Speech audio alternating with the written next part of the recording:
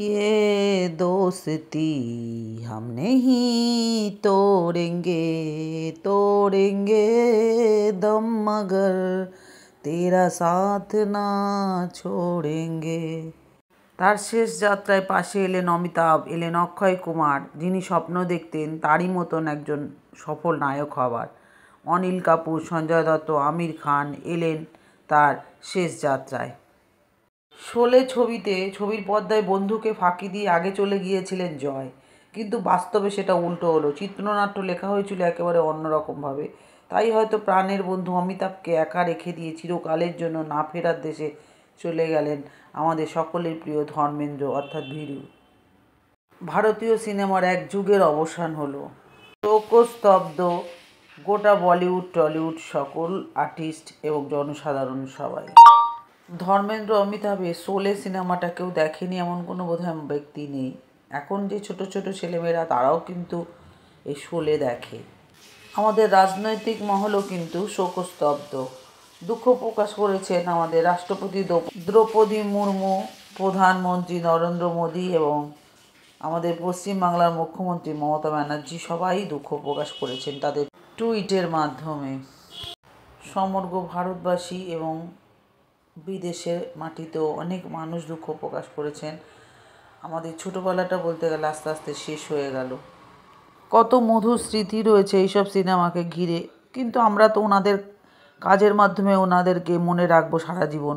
আজকে আমরা ভীরুকে হারিয়েছি, তাই আজকে ধর্মেন্দ্রজির কথাই হোক, ওনার একটু জীবনী নিয়ে আজকে আলোচনা করব। বন্ধুরা, আপনারা সাথে থাকুন।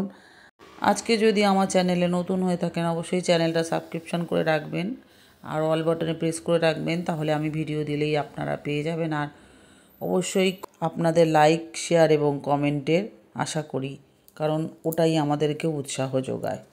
তো আজকে আমরা ধর্মেন্দ্রজিকে নিয়ে কথা বলি, ওনাকে শ্রদ্ধা জানাই, ওনার আত্মার শান্তি কামনা করে শুরু করি ওনারই কথা নিয়ে আজকের এই ভিডিও।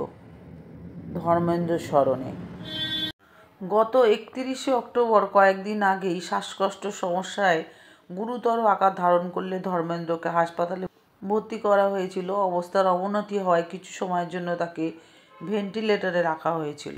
তারপর উনি সুস্থ হয়ে বাড়ি চলে গেছিলেন, কিন্তু আজকে সোমবার সকালে 89 বছর বয়সে শেষ নিঃশ্বাস ত্যাগ করেন তিনি। গত 1 মাস ধরেই অসুস্থ ছিলেন এই কিংবদন্তি অভিনেতা। পবনহংস শ্মশানে তার শেষকৃত্য সম্পন্ন হয়েছে। আগামী 8ই ডিসেম্বর কিন্তু ধর্মেন্দ্র 90 বছরে পদার্পণ করতেন বেঁচে থাকলে। পরপর অনেকটাই অসুস্থ ছিলেন। গত অক্টোবর মাসে শ্বাসকষ্টের সমস্যার কারণে তিনি হাসপাতালে ভর্তি হয়েছিলেন। চিকিৎসকেরা তাকে পর্যবেক্ষণে রাখেন এবং স্বাস্থ্য পরীক্ষার জন্য হাসপাতালে কয়েকদিন অতিরিক্ত সময় রেখেছিলেন। তারপরে তার চোখে কর্নিয়া প্রতিস্থাপনও করা হয়েছিল, সেটাও এবছরেই। মানে পরপর উনি অসুস্থ হয়েছেন। আমরা তো সবসময় ওনাদের কাজের মাধ্যমে ওনাদেরকে মনে রাখবো। ওনার কিন্তু একটা নতুন সিনেমা আসছে, আপনারা কিন্তু অবশ্যই দেখবেন। এটা একটা সুখবর। 21 নামে এই ছায়াছবিটা আসছে। বলিউডের কিংবদন্তি অভিনেতা ধর্মেন্দ্রর শেষ ছবি এটি।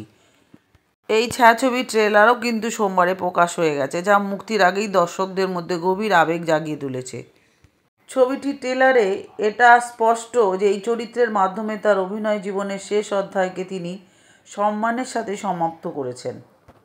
অভিনেতা ভীষণই রসিক মানুষ, এছাড়াও তার মধ্যে ছিল প্রেমিক সত্তা। তাই সমাজ মাধ্যমে কবিতার মধ্যে দিয়ে তার জীবন দর্শনের কথা বলতেন।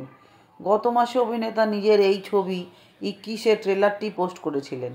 এই ছবিতে মুখ্য চরিত্রে অভিনয় করেছেন অমিতাভের নাতি অগস্ত্য নন্দা। চলতি বছর বড়দিনেই মুক্তি পাবে এই ছবি। এটাই অভিনেতার শেষ ছবি আপনারা দেখতে পাবেন। কেন আমাদের কাছে ধর্মেন্দ্র অন্যতম সেরা অভিনেতা, তার কিছু ছবি দেখলে বোঝা যায়। সংক্ষিপ্ত সময়ের জন্য তিনি রাজনীতিতেও যোগ দিয়েছিলেন। বিজেপির টিকিটে বিকানির থেকে সংসদ নির্বাচিত হয়ে 2004 থেকে 2009 পর্যন্ত তিনি দায়িত্ব পালনও করেন। যদিও রাজনীতিতে তার যাত্রা চলচ্চিত্র জীবনের মতো উজ্জ্বল ছিল না। ভারতের 3য় সর্বোচ্চ বেসামরিক সম্মান পদ্মভূষণে ভূষিত এই অভিনেতাকে হিন্দি সিনেমার ইতিহাসে সবথেকে সফল তারকাদের একজন হিসাবে গণ্য করা হয়। দীর্ঘ ক্যারিয়ারে তিনি এমন সংখ্যক হিট ছবি উপহার দিয়েছেন যা তার সমসাময়িক অমিতাভ বচ্চন বা উত্তরসূরি শাহরুখ খানকেও ছাড়িয়ে গেছে। লুধিয়ানার নাসরালিতে কৃষ্ণ দেওয়াল নামে জন্ম দেওয়া ধর্মেন্দ্র কিশোর বয়স থেকেই সিনেমার প্রতি আকৃষ্ট ছিলেন। 1958 সালে ফিল্মফেয়ার প্রতিভা অন্বেষণ পুরস্কার জিতে তার অভিনয় জীবনের সূচনা। 1960 সালে মাত্র 25 বছর বয়সে অর্জুন হিঙ্গরানির দিল ভি তেরা হাম ভি তেরে ছবিতে অভিষেক ঘটে তার। প্রথম ছবি খুব একটা দাগ না কাটলেও দ্বিতীয় ছবি শোলে और শবনমে তার পরিচিতি এনে দেয়। পরবর্তী সময়ে অনুপাত এবং বিমল রায়ের বন্দিনীর মতো ছবিতেও অভিনয় করেন এই শিল্পী এবং প্রতিষ্ঠা পান। আই মিলন কি বেলার সাফল্যের পর তিনি হয়ে ওঠেন বলিউডের শক্তিশালী মুখ। যখন বলিউডে শরীরচর্চায় ঝলক দেখানো খুব সাধারণ ব্যাপার ছিল না, তখন ধর্মেন্দ্র ফুল और পাথর এবং ধরমবীরের মতো ছবিতে প্রবল জনপ্রিয়তা পান তার শক্তিশালী স্ক্রিন প্রেজেন্সের জন্য। অ্যাকশন হি এবং হি ম্যান উপাধিতে ভূষিত হয়ে তিনি 1960-এর দশক জুড়ে মমতা অনুপমা, আয়ে দিল বাহার কে, আঁখে ইজ্জত, মেরে হামদম, মেরে দোস্ত সহ অসংখ্য হিট উপহার দিয়েছেন। 1970-এর দশকে নতুন তারকারা আসলেও ধর্মেন্দ্রর জনপ্রিয়তা কিন্তু একদমই কমেনি। জীবন মৃত্যু, সারাফত, কব, কিউ, और कहाँ, मेरा गाँव मेरा देश এর মতো ছবি তিনি সুপারস্টার হিসাবে নিজেকে আরও প্রমাণ করেন। হেমা মালিনীর সঙ্গে তার জুটি তখন বলিউডের অন্যতম আইকনিক স্ক্রিন পেয়ার। 1975 সালে রমেশ সিপ্পির ইতিহাস গড়া ছবি শোলেতে বীরুর চরিত্রে তার অভিনয় তাকে অমর করে তোলে। একই বছরে তিনি চুপকে চুপকে এবং প্রতিজ্ঞাতেও গুরুত্বপূর্ণ অভিনয় করেন। পরবর্তী সময়ে চরস, ড্রিম গার্ল, আজাদ, দিল লাগি সহ আরও বহু ছবিতে সাফল্য পান। ব্যক্তিগত জীবনে তিনি প্রথম স্ত্রী প্রকাশ কৌরকে রেখে 1980 সালে হেমা মালিনীকে বিয়ে করার সিদ্ধান্ত নেন, যা বিশেষ বিতর্কের জন্ম দেয়।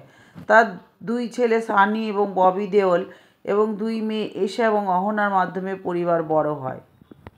1980-র দশকে সাফল্য ব্যর্থতার মিশেলে তার ক্যারিয়ারে ওঠানামা শুরু হলেও গজব, সম্রাট, ইনসানিয়াত, দুশমন, আগ হি আগের মতো ছবি তাকে ধরে রাখে। তবে 1990-এর দশকে নতুন প্রজন্মের আগমনে তার স্টারডম কিছুটা কমে আসে।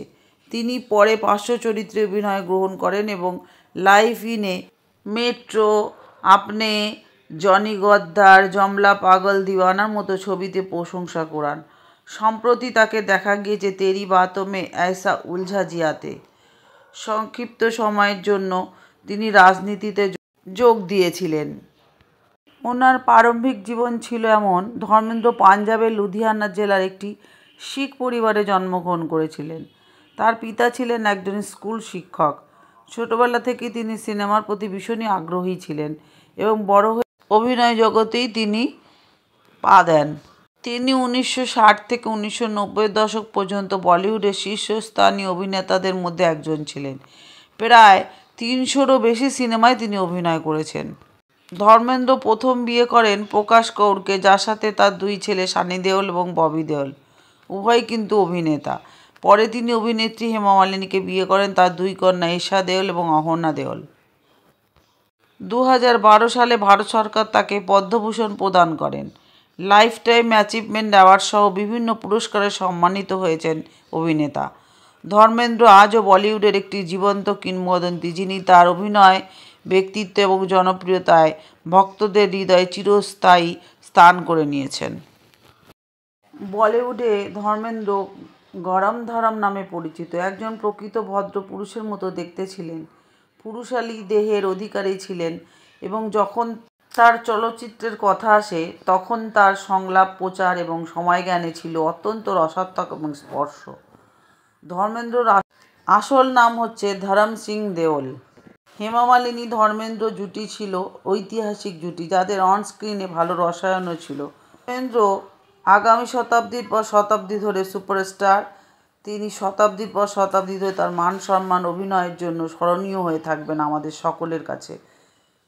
এমন অভিনেতাকে আমরা ভুলতে পারি না, কখনোই ভুলব না। উনি চিরকাল আমাদের হৃদয়ে থাকবে ওনার কাজের মাধ্যমে। তাহলে বন্ধুরা, আজকে বলবো এতক্ষণ আমার সাথে থাকার জন্য আপনাদেরকে অসংখ্য ধন্যবাদ। সবাই সুস্থ থাকুন, ভালো থাকুন। ধর্মেন্দ্রজির আত্মার শান্তি কামনা করি। উনি যেখানেই থাকুন ভালো থাকুন, এটাই আমরা চাইব। আপনি সবসময় আমাদের মধ্যে থাকবেন এভাবেই। আজকে আসি, আবার দেখা হবে নতুন আর একটা ভিডিও নিয়ে।